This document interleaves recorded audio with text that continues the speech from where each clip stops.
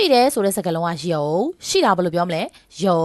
မရှိဘူးဆိုရင်没有မရှိဘူးဘယ်လိုပြောလဲ没有ရှိတာကိုယုံမရှိဘူးဆိုရင်没有ဒီနှစ်ခုကလည်းအတိကျရမှာနော်ရှိတယ်ဆိုရင်ယုံလို့ပြောတယ်မရှိဘူးဆိုရင်没有လို့ပြောတယ်နောက်တစ်ခုဆရာမပြောပြမယ်ဟုတ်တယ်ကဆိုတဲ့စကားလုံးဘာကိုပြောမလဲဟုတ်တယ်ကဥပမာနေရသူ့ရဲ့အမလားဆိုဟုတ်တယ်ရှင်နော်နေရသူ့ရဲ့အမလားဆိုဟုတ်တယ်နောက်တစ်ခုကဆိုတဲ့စကားလုံးနောက်တစ်ခုကဘာလဲကဆိုတဲ့စကားလုံးအဲ့တော့ဆရာမတို့ကဒီမှာကြည့်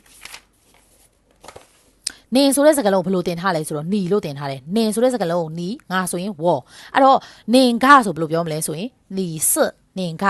နီစစ်နော်နင်ကဆိုရင်နီစစ်သူကဆိုရင်ထားစစ်အဲ့လိုပုံစံနဲ့တွားမှာငါကဆိုရင်ဝေါ်စစ်အဲ့လိုပုံစံနဲ့တွားမှာကဆိုတဲ့စကားလုံးနော်ဟုတ်တယ်ဆိုတဲ့စကားလုံးကလည်းစစ်ပဲဟုတ်တယ်ဆိုတဲ့စကားလုံးကလည်းစစ်ပဲအဲ့တော့သူ့ရဲ့အတိတ်ပြန်2မျိုးရှိမယ်ဘာရလဲဆိုရင်ဟုတ်တယ်ရဲ့ကရဲ့ဆိုပြီးတော့နှလုံးရှိမယ်ဘာရရှိမလဲဟုတ်တယ်ရဲ့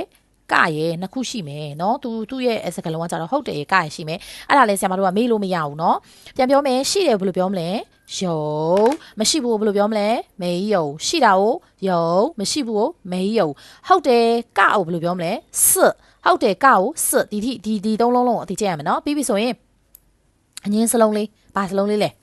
အငင်းစလုံးလေးအဲ့ဒီအငင်းစလုံးလေးကိုဆရာမတို့ကမဘူးဆိုပြီးတော့ပုဆိုတဲ့စကားလုံးလေးနဲ့သွားမှာသူကအမြဲတမ်းညင်းမှာအဲ့တော့သူ့ကိုဒီမှာ star လေးပြထားတယ်ဖြစ်တဲ့အတွက်ရှေ့မှာပဲထားတော့မှာဟုတ်တယ်ဆိုရင်ဆရာမတို့ကစစ်ဟုတ်တာဘယ်လိုပြောမလဲစစ်ဒါဆိုရင်မဟုတ်ဘူးဆိုရင်ပူစစ်အဲ့လိုသွားတော့မှာမဟုတ်ဘူးဆိုရင်ပူစစ်လို့ပြောတော့မှာဒါဆိုဆရာမတို့ကနောက်တစ်ခုဒီမှာကြည့်ဒီမှာနော်များတယ်ဆိုတဲ့စကားလုံးဘယ်လိုတင်ထားလဲများတာကိုတော့နော်နဲတာကိုစောက်ဟုတ်တယ်မလားများတာကိုတောလို့တင်ထားတယ်နဲတာကိုစောက်လို့ပြောထားတယ်ဒါဆိုမများဘူးလို့ပြောပြီးဆိုဒီရဲ့ပုလေးကိုအရှိမထားတုံးတော့မှာပုတော့